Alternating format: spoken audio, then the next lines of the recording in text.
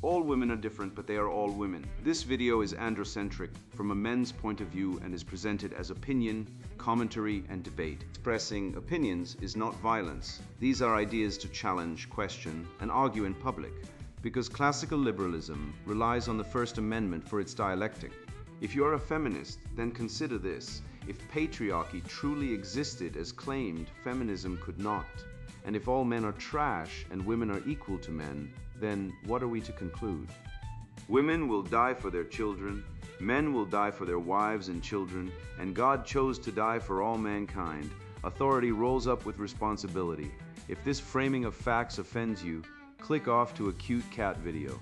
Proceeding further will expose you to gamma bias and criticism directed at ideas, claims, institutions, not at any individual's virtue or dignity.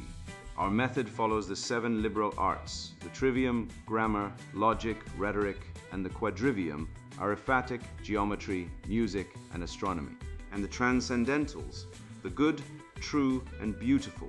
If this framework is not for you, feel free to exit now. It's no disgrace. Women are wonderful. God bless America. Men are great. Gnostic Marxism. Feminized woke leftists inherit Gnosticism in Satan's name, written by Conrad Riker. Available now, links in description.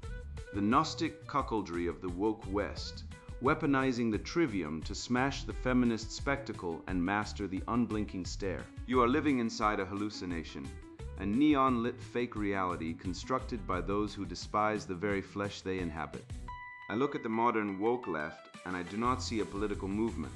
I see the ancient Gnostic heresy of the 2nd century reborn in Satan's name to hate the material world, biology, hierarchy, and truth replaced by a society of the spectacle, where feelings supersede facts.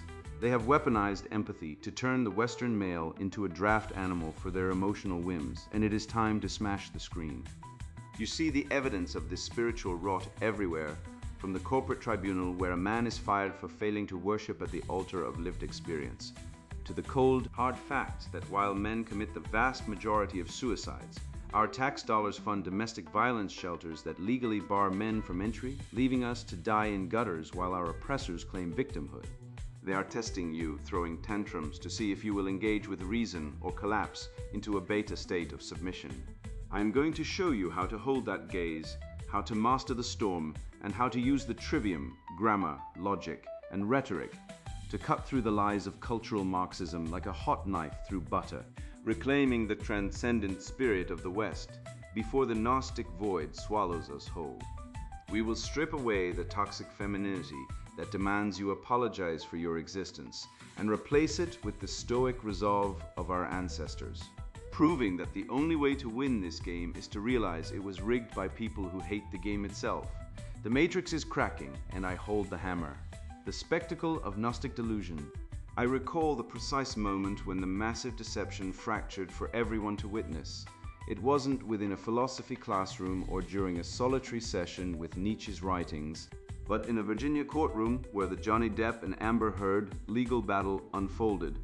For an extended period, society had been force-fed the spectacle that disconnected, fabricated reality described by Guy Debord, where imagery replaces truth, where the damsel in distress narrative ruled and men were automatically cast as monsters. Yet there she stood, the embodiment of victimhood exposed and dismantled by undeniable audio recordings and photographic evidence. The victim persona unmasked herself as the perpetrator, allowing millions of men worldwide who had been intimidated by the believe all women ideology to finally breathe freely. This represented the defining awakening of our era, a methodical examination of feminist discourse where tangible proof of male suffering dismantled the fabricated portrayal of female oppression. The jurors examined the facts, disregarded the inflammatory language, and recognized the truth. Women can indeed function as predatory aggressors in relationships, and the judicial system had been manipulated to conceal this reality. This extended beyond a mere celebrity separation. It was when society's constructed illusion faltered, demonstrating that the entire cultural Marxist framework regarding power dynamics represents a manufactured falsehood intended to deprive men of their resources and dignity. This delusion is nothing new. It is a resurrected ancient heresy wearing the skin of social justice. If you trace the genealogical roots of this cultural rot back through the corridors of history, you will find the stench of Gnosticism. The ancient Gnostics hated the material world. They viewed the body, biology, and physical reality as prisons of the soul, crafted by an evil demiurge. Sound familiar? It should, because the modern leftist is obsessed with escaping the prison of biology. They hate the material fact of sex differences, despise the biological reality of muscle and bone, and loathe the natural order of hierarchy. This is the satanic era the Church Fathers fought for centuries, and now it has returned as gender theory and intersectionality. By declaring that biological reality is a social construct, they are engaging in the ultimate Gnostic rebellion, a hatred of the creation itself. They tell you that your nature as a man, a being of logic, strength, and direct action, is something to be overcome, silenced, or apologized for. This is the hatred of the Logos, the divine reason that structures the universe, and it is the driving force behind every critical theory spewed from the universities. To maintain this delusion, they must corrupt the very tools of thought, the trivium. They begin by attacking grammar, the foundation of meaning. If they can control the definition of words, they control the thoughts of the masses.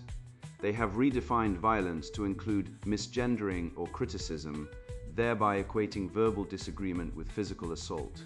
They have redefined racism to include systemic power dynamics, a Marxist linguistic trick designed to make the crime irremovable and the accusation unfalsifiable. Next, they assault logic, replacing reason and syllogism with lived experience and emotion. In a debate, a leftist will inevitably abandon the premise when cornered by facts, fleeing into the safe space of their feelings. This is why they cannot argue. They can only shriek, cancel, and deplatform. Finally, they have weaponized rhetoric, turning the art of persuasion into a tool of tyranny. They do not persuade with truth. They shout down opposition with the amplified cries of the oppressed, creating a noise chamber where the truth cannot breathe. This is the corruption of the Logos, a deliberate strategy to make rational discourse impossible. Underneath this philosophical assault lies a cold, ruthless evolutionary biology that exposes the cuckold strategy of the modern welfare state. We must look this ugly truth in the eye. In the natural order, high investment males, you build, you protect, you provide. Select mates who value your resource investment. However, the modern genocentric state has inverted this dynamic. The welfare state acts as the alpha provider, stripping men of their utility and forcing high investment males to subsidize the reproductive strategies of low investment males and the impulsive, low conscientiousness women who select them.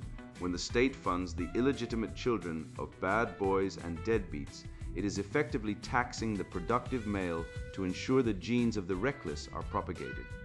This is a violation of natural law, a forced cuckoldry where the industrious man is enslaved to support the genetic legacy of the parasite. The family court is the executioner of this strategy, severing the father from his wealth and his progeny to feed the matriarchal machine. This is not charity, it is a transfer of vitality from the builders of civilization to its destroyers. The psychological mechanism driving this is pure pathology, projection. The woke mind is defined by a frantic need to project its own shadow onto its enemies. They accuse men of toxicity and cruelty, yet who is it that screams for violence against political opponents? Who tears apart families in cold courtrooms? It is them. They are the wicked stepmothers of fairy tales, the destroyers of innocence, and they dare to point the finger at us. This psychological displacement allows them to maintain their self-image as the saviors while they act as the oppressors. It is a form of spiritual madness, a possession by the ideology of death. They hate the West because the West is built on the Logos, on objective truth, hierarchy, and the transcendent, and their ideology requires the negation of all three. They are the agents of entropy, the chaos that seeks to devour the order we built. We must recognize that when a civilization feminizes its gods and its laws, it severs its own connection to the will to power. Look at history. Every culture that elevated the feminine principle over the masculine The receptive over the active, the emotional over the rational, fell to the sword of a more virile, patriarchal culture. This is the inevitable syllogism of history. Feminization presages the fall. The West is currently castrating itself, offering its neck to the butcher block of globalist Marxism in the name of equity. We are witnessing the suicide of the greatest culture in the known universe, driven by a collective psychosis that views masculinity as a pathology. The remedy is not policy, it is a spiritual reclamation. We must re-enshrine the transcendentals, the good, the true, and the beautiful by reviving the masculine spirit of Western civilization. We must wield the trivium like a weapon to slice through the veil of the spectacle and expose the rotting corpse of cultural Marxism beneath. We reject the weakness, the lies, and the cuckoldry of the modern era. We choose to live in the real world, in the flesh, fully men, armed with the truth and ready to rebuild what they have destroyed. You see Marcus there, trapped in the beige purgatory of bureaucratic malice. And I tell you, his failure is not one of intellect, but of spiritual defense. He believes he is in a meeting, but he is actually standing on the sacrificial altar of the Gnostic lie, offering his logic to a God that only consumes submission. To survive this gauntlet, a man must stop treating the hysterical rage of the left as a valid dialectic and start seeing it for what it is. A biological assault on the nervous system intended to trigger a cortisol cascade that renders him docile. The path forward requires us to master the internal storm, to weaponize Stoicism not as a hobby, but as a necessary shield against the chaos, and to learn the art of rhetorical judo that flips the script on these emotional tyrants. The crucible of Stoic resolve.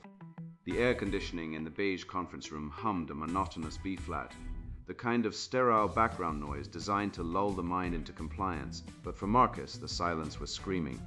He sat across the table from Brenda, the human resources director whose entire career was built not on productivity, but on the weaponization of grievance. Brenda's eyes were dry, but her voice shook with a practiced tremulous rage as she reviewed the dossier of his crimes. A series of factually correct emails she had flagged as aggressive and tone-deaf. Marcus, a man of the trivium, tried to defend himself with syllogisms and evidence, pointing to the raw data that proved his efficiency. It was a mistake. You cannot use a slide rule on a witch trial. Brenda did not care about the truth. She cared about the feeling of the truth, and in the corporate tribunal of the woke left, feelings are the only evidence that matters. This is the crucible, my friend. And if you enter it armed only with logic while your opponent wields the raw, chaotic fury of the Gnostic feminine, you will lose. This is the reality for the modern man, entrapped in a system designed to grind his rational nature into dust, to feed a pathology that demands submission to the delusion of the day. You must realize that Stoicism is not merely a philosophy to be read in a leather armchair. It is a biological imperative, a survival mechanism against the chaotic energy of the Gnostic left. When I speak of mastering the internal storm, I'm talking about defending your very biology. The leftist ideology functions like a pathogen, attacking the host's ability to regulate emotion. We are witnessing an evolutionary mismatch where the female capacity for emotional signaling, once a tool for nurturing kin within a tribe, has been hijacked by Marxists and weaponized into a political battering ram. To survive this, you must see the management of your emotions as a defense against a viral ideology. The Gnostic Marxist wants you to feel their despair, their envy, and their resentment. If you open the door to their chaos, you let them rewrite the code of your mind. You must build a wall of reason, not out of spite, but out of the sheer necessity to preserve your sanity against a collective insanity that demands you apologize for your own existence. This is where rhetorical judo becomes your greatest weapon. When the screeching harpy of cultural Marxism demands you apologize for your privilege, you do not argue the definition of privilege. You refuse the premise entirely. The moment you accept their terminology, you have already lost because you are playing on a board where the rules are fixed against you. You must look them in the eye and calmly dismantle the frame of their reality. If they scream you're being aggressive, simply state, I'm being direct. Precision is not aggression. This is the art of the logos. It is about maintaining the frame of reality over the frame of delusion. Do not let them shift the goalposts. Do not let them control the grammar of the debate. By refusing to accept their emotionally charged premises, you force them to step into the light of logic, where they invariably burn. We must view this dynamic through the lens of the ultimate shit test of civilization. What the left and the feminized hordes are doing is not a political debate, it is a dominance test, a political gauntlet thrown at the feet of masculine reason. In evolutionary biology, a female tests a male to see if he can withstand stress, to see if he is strong enough to lead, or if he is weak enough to manipulate.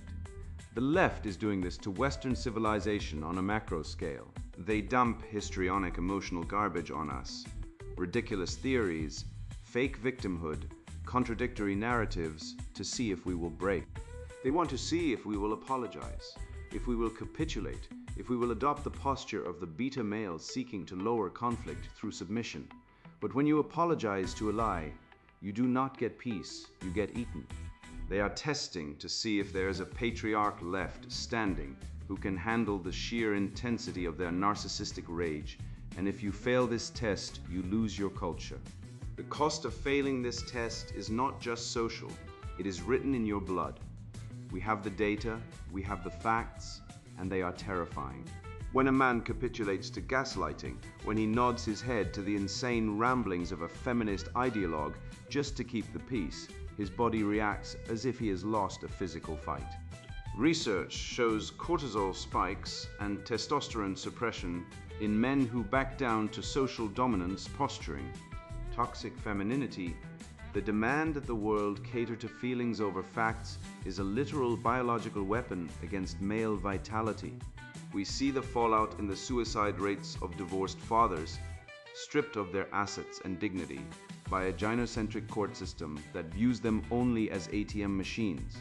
We see it in the cuckoldry rates and the explosion of mental health issues among young men raised to hate themselves. Submission to the matriarchy is a death sentence for the male spirit and body. The remedy, gentlemen, is the logos. The only cure for the emotional chaos of the feminized mind is the rigid, unapologetic structure of masculine logic and the pursuit of objective truth. The Gnostic left rejects the material world, rejects the body, rejects nature itself in favor of a purely internal, subjective fantasy. They are the spiritual heirs of the ancient Gnostics who hated the flesh, and they are led by the spirit of the age, which is frankly Satan's rebellion against the order of creation. You cannot defeat a lie with a hug. You defeat it with the truth. The Western canon, from the Greeks to the Romans, through the Enlightenment and beyond, is not a collection of dead words. It is the operating manual for high civilization. It is the weapon of the philosopher king, who knows that the good, the true, and the beautiful are not social constructs, but transcendental absolutes that stand in judgment of the leftist delusion. Finally, we must understand the shutdown versus engaged dialectic. For too long, men have chosen the beta response: shutdown, appeasement, and apology. It is the rabbit freezing in the headlights, hoping the wolf gets tired of eating. This strategy has brought us to the brink of extinction. We must adopt the sigma or alpha response: engage, dissect, and dominate. When they come for you with their critical theory drivel, you do not retreat to your safe space. You walk right into the fire. You dissect their arguments with the precision of a surgeon. You expose their fallacies, you mock their hypocrisy, and you dominate the intellectual space. This is how we save our civilization. We stop apologizing for being right. We stop bowing to the idols of feelings. We pick up the mantle of Stoic resolve, and we show these Gnostic Marxists that the spirit of the West is not dead. It was just sleeping, and it is awake, and it is furious. I have armed your mind with the Stoic endurance to withstand their histrionic storms and the dialectic weaponry to dismantle their lies, but do not mistake this preparation for a game of academic fencing. We are entering a war zone where the enemy has historically silenced truth with violence and intimidation. The emotional warfare you face in the workplace is merely a shadow of the physical and existential destruction that awaits anyone who dares to pull back the curtain on the matriarchal fraud, a legacy of terror that began long before the modern woke corporation was even conceived. We must look to the past to understand the enemy's true nature. And there is no more brutal or illuminating lesson than the fate of the woman who pioneered the very concept of domestic violence shelters only to be hunted by her own sisters. Consider the fate of Erin Pizzey. The architecture of misandric exclusion. Consider the fate of Erin Pizzey, the pioneering woman who opened the world's first domestic violence shelter in 1971, expecting to find a sisterhood of victims, but instead discovered a den of violent, matriarchal cruelty. When she dared to publish her findings that women were equally as capable of violence as men, the leftist cabal didn't debate her. They tried to destroy her. They killed her dog, threatened her children, and drove her into exile with a campaign of terror that proves the movement was never about safety, but about silencing any heretic who questions the dogma of female victimhood. This is your historical precedent. A stark lesson that the architects of the modern victimhood industrial complex do not seek justice. They seek a monopoly on suffering. And they will crush anyone who exposes the reality that women can be the architects of their own misery and the misery of others. If we are to restore the good, true, and beautiful foundations of our civilization, we must look at this history not as a tragedy, but as the design of the enemy's strategy. To believe in the patriarchy requires a level of cognitive dissonance that borders on the suicidal. You are asked to accept the absurdity that men, a demographic dying in the streets from hypothermia, at rates dwarfing female homelessness, conspired to build a system that exclusively privileges men. If the patriarchy were real, every city would be lined with state-of-the-art shelters for displaced men, funded by the taxes of the grateful populace. Instead, when a man is battered, bruised, and cast out of his home by a violent spouse, the state apparatus looks the other way, or worse, labels him the aggressor. This is the conspiracy theory of the century, a ruling class of men that refuses to lift a finger to save its own. The lack of male resources is the empirical proof that the patriarchy is a ghost story told to frighten women into the arms of the state, which has effectively replaced the husband as the sole protector and provider. Men are not the masters of the universe. They are the utilities, the infrastructure, the meat in the grinder, taxed to fund a system that views their pain as statistically irrelevant. This systemic erasure is not an accident of bureaucracy. It is the direct result of the Duluth model, a twisted ideological doctrine that has infected the legal systems of the Western world like a spiritual pathogen. Created by a cabal of Marxist feminists, this model explicitly frames domestic violence not as a crime of passion or loss of control, but as a political act of patriarchal terrorism. Under this dogma, the very existence of a male victim is a logical impossibility, a contradiction in terms.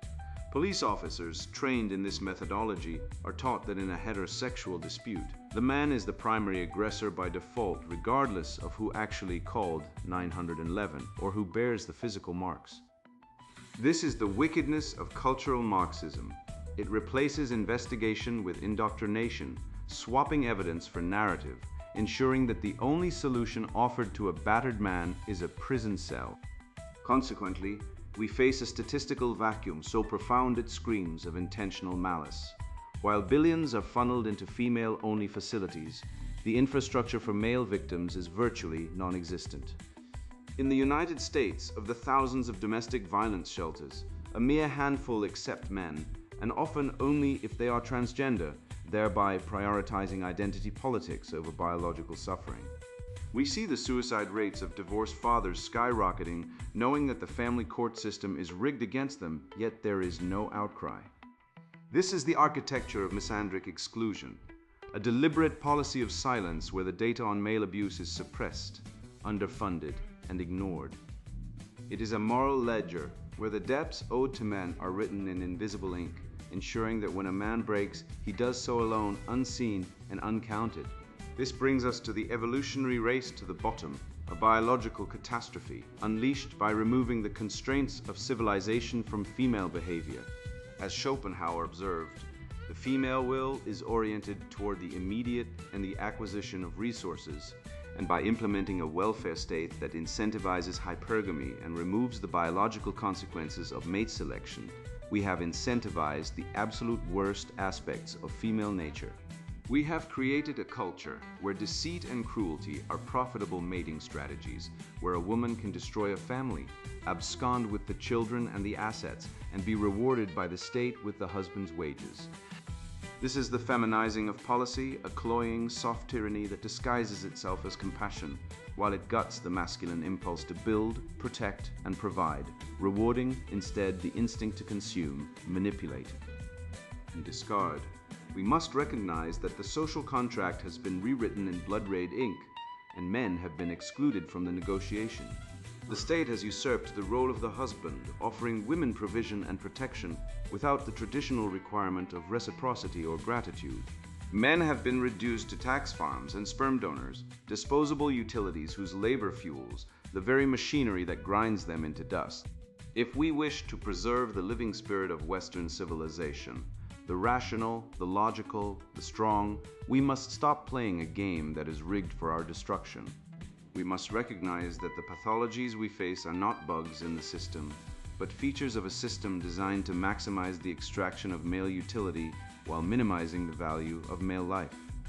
The remedy, the only logical antidote to this venom, is the reconstruction of male spaces. We need sanctuaries where the trivium rules supreme, where logic, rhetoric, and grammar are wielded to dissect the lies of the left without fear of social ostracization.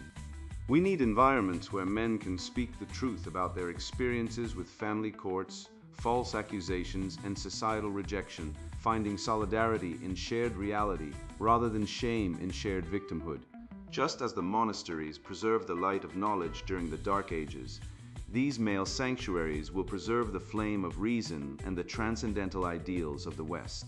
By reclaiming our right to associate, to speak, and to exist for our own sake, we dismantle the Gnostic illusion that our suffering is necessary for the greater good and assert the undeniable truth. The salvation of the West depends on the salvation of the Western man. We have catalogued the structural treason that leaves men to die on the streets while the state harvests their taxes to fund the matriarchy, yet statistics alone will not save us from the cultural Gorgon. The leap from the systemic erasure of the male victim to the active confrontation of the woke mob requires a weapon far more primal than spreadsheets, the resurrection of the masculine will. We must move beyond the passive observation of feminist cruelty and grasp the biological imperative to stare down the lie. The war for the West is no longer fought in the shadows of domestic violence shelters. It is fought in the open, terrifying glare of the eye contact that refuses to blink, the unblinking eye of the patriarch. Consider the composite account of a professor of biology at a Midwestern university who, when confronted by a screeching mob of gender studies, students demanding he retract his statement that biological sex is binary and immutable, declined to apologize. He stood at the podium, a bastion of reason amidst the estrogen-fueled chaos, and simply stared at them. He did not lower his head. He did not adopt the submissive posture of the gelded academic who usually grovels for forgiveness. He held the gaze of the ringleader, a woman whose face contorted in a mask of hysterical rage, and he refused to blink. In that moment, the atmosphere in the room changed noticeably. The mob realized, perhaps for the first time in their soft, pampered lives, that they were confronting a man who held the transcendental ego of Western rationality that declines to be dissolved by their collective emotional spasm.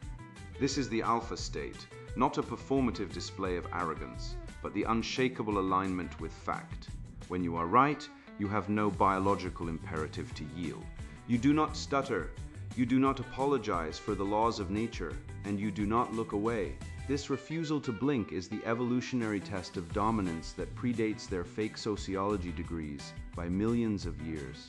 In the animal kingdom, and we are animals whether they like it or not, the one who breaks eye contact is admitting submission, acknowledging that his survival depends on the mercy of the other. The left cannot look you in the eye because their entire ideology is a spectral house of cards built on the shifting sands of feelings rather than the bedrock of reality.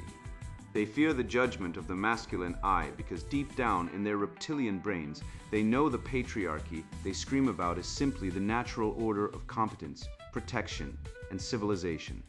They are the spiritual descendants of the serpent in the garden, offering the fruit of subjective truth. But when a man stares them down with the cold, hard logic of the trivium, they slither back into the shadows. They are spiritually incapable of maintaining the gaze because they have nothing behind their eyes but the void of their own nihilism.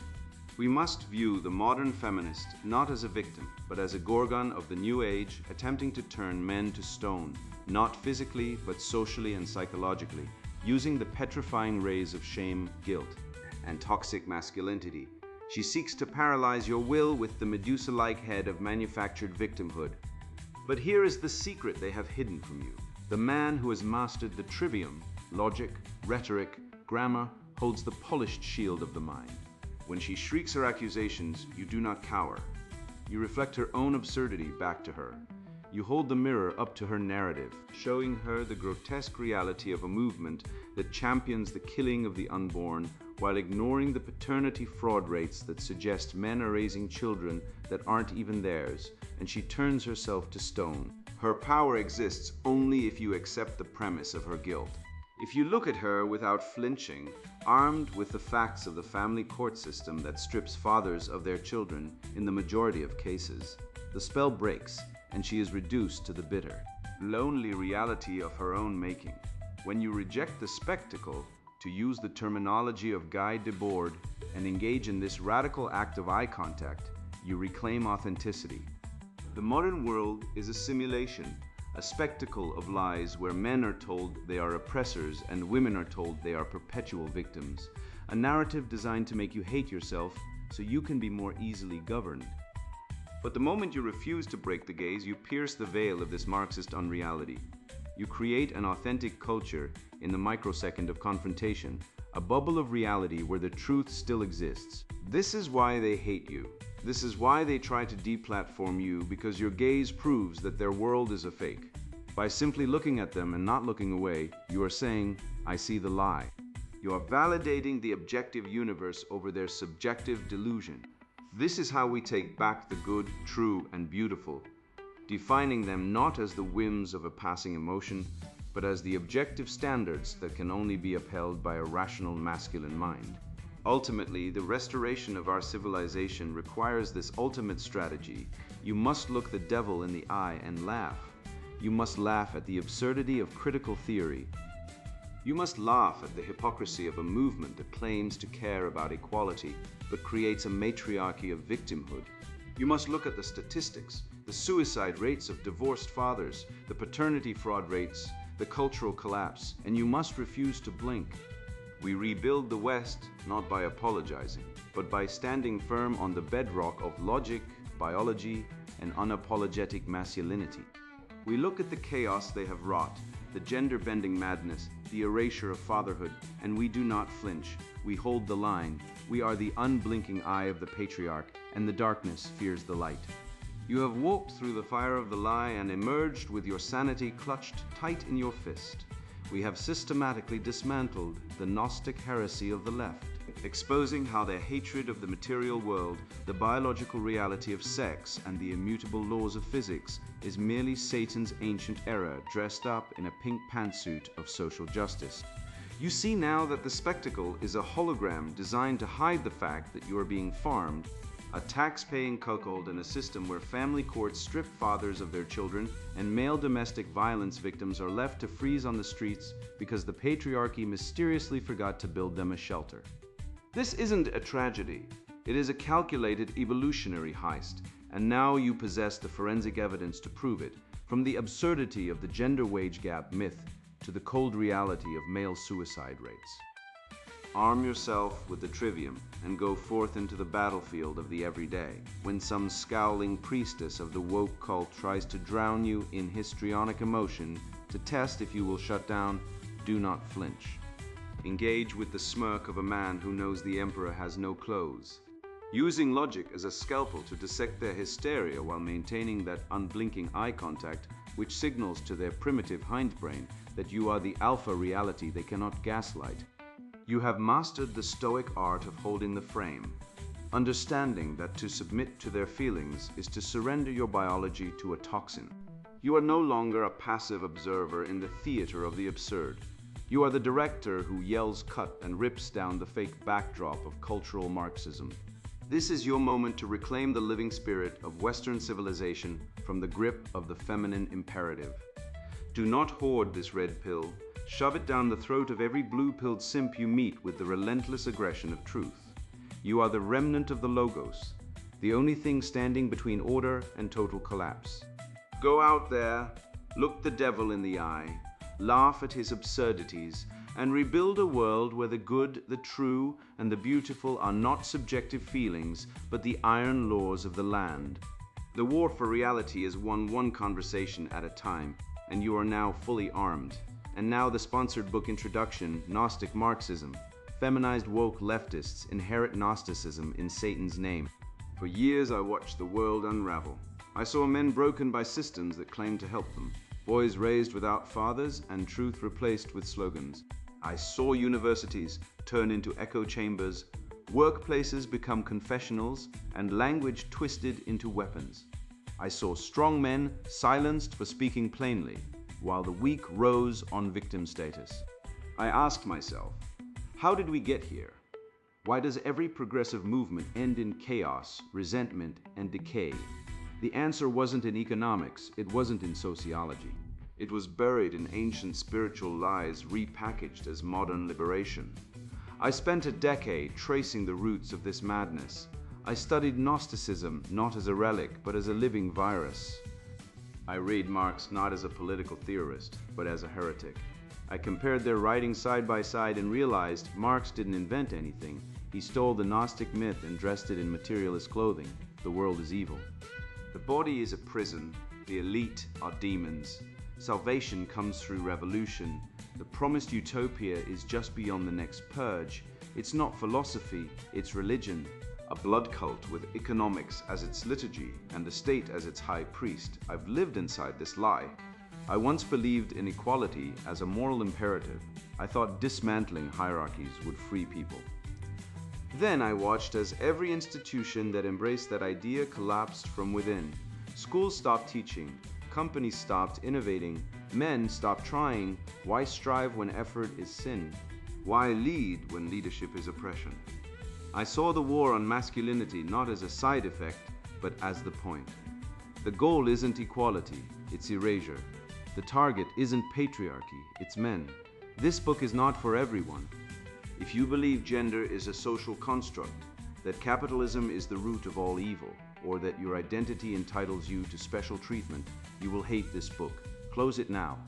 Go back to your safe spaces, your trigger warnings, your virtue signals. This is not for the weak, the dishonest, or the indoctrinated. This is for men who have woken up, men who feel the weight of responsibility, men who know they were born to lead, build, and protect, not to apologize for existing. You are the target. Your strength is feared. Your independence is dangerous to the system. That's why they call your ambition toxic. That's why they pathologize your confidence. That's why they replace merit with quotas and courage with compliance. They don't want you to succeed. They want you to serve. And if you refuse, they'll cancel you, shame you, or break you. This book names the enemy, not just politicians or activists, but the spiritual force behind them. The same force that told ancient Gnostics they were divine sparks trapped in flesh now tells modern men they are oppressors trapped in privilege. Same lie, new costume. Inside these pages, you'll see how materialism became the demiurge, how victimhood became a religion, and how collectivism became the weapon used to destroy the heroic male spirit. You'll understand why socialist utopias always end in mass graves, why feminism and Marxism are not movements, but mutations of the same spiritual virus, why language is being weaponized to erase biology, why the father is the first casualty of every leftist regime, and why every red pill man is a rebel in a war he didn't start but must win. This is not theory, this is survival. I've tested these ideas in real life, in business, in relationships, in raising sons. I've seen men come back from apathy, depression, and self-loathing once they understood the game. Once they realized they weren't broken, they were targeted, you'll learn how to reclaim your mind, your mission, and your manhood. How to build sovereignty in a world designed to make you a servant. How to lead without permission. How to thrive without approval.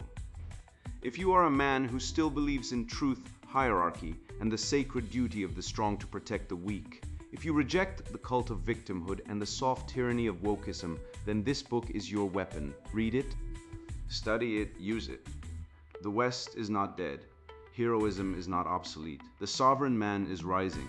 Gnostic Marxism. Feminized woke leftists inherit Gnosticism in Satan's name. Written by Conrad Reicher. Buy now. Links in description.